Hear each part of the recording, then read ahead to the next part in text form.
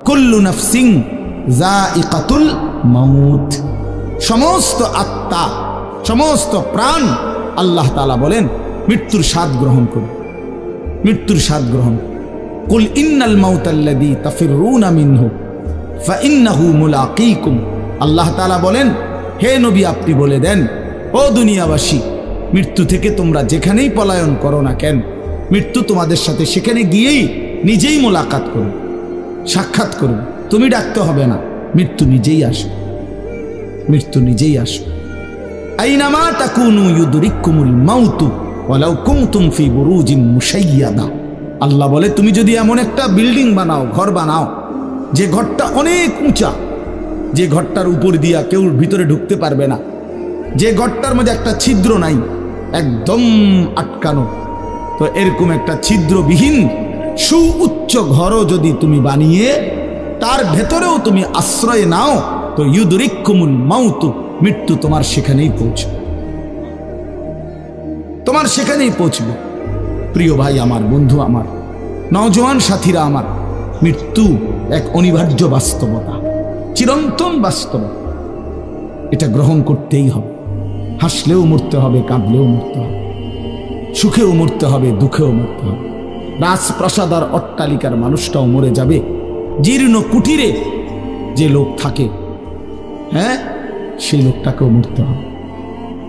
জীবনে কোনোদিন দুঃখ দেখে নাই যে সেও মরে যাবে, জীবনে কোনোদিন সুখ দেখে নাই যে সেও মরে যাবে, সব মরে যাবে।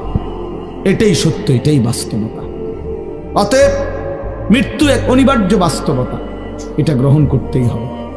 এটা যদি আমরা মনে রাখি আমাদের জীবন অনেক সুন্দর হইত, অনেক সুন্দর হইত। রাসূলুল্লাহ সাল্লাল্লাহু আলাইহি ওয়াসাল্লাম বলছেন আকসিরু যিকরা হাদিমিল লাযযাত ইয়ানি আল মাউত, আল্লাহর নবী বলেন আমার উম্মত তোমরা বেশি বেশি ওই জিনিসটা স্মরণ করো যে জিনিস তোমাদের সমস্ত স্বাদ, আনন্দ, আহ্লাদ চিরতরে মিটাই দিবে, তোমারে চিরস্তব্ধ করে দিবে।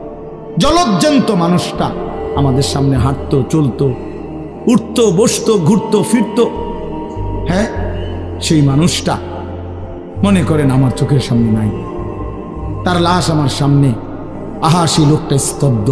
পৃথিবীর কত মানুষ কত আওয়াজ করতেছে, কত শোরগোল করতেছে, কিন্তু এই লোকটা হাতও নাড়ে না, পাও নাড়ে না, চোখও মেলে না, আর কিছুই করে না।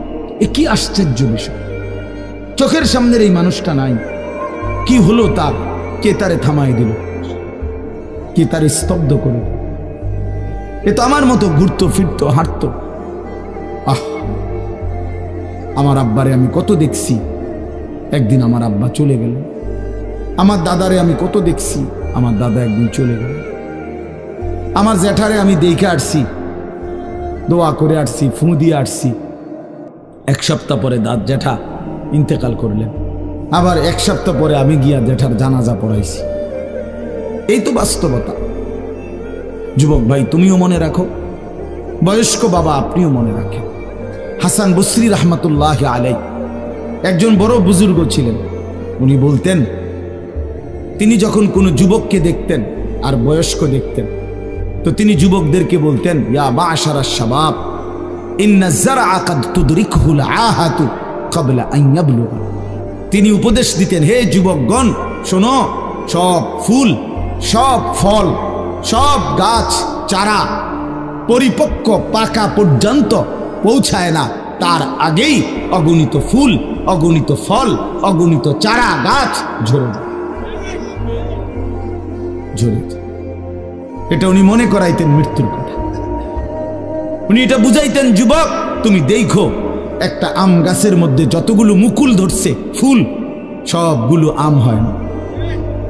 যতগুলো আম ধরছিল ছোট ছোট, সবগুলো বড় পাকা পর্যন্ত যায় না, তার আগেই ঝরে যায়। ঝরেই যায় বেশি, থাইকা যায় অল্প। তার মানে যুবক, কিশোর, তরুণ এই বয়সেই মৃত্যু হয় বেশি, বৃদ্ধ পর্যন্ত পৌঁছে কম।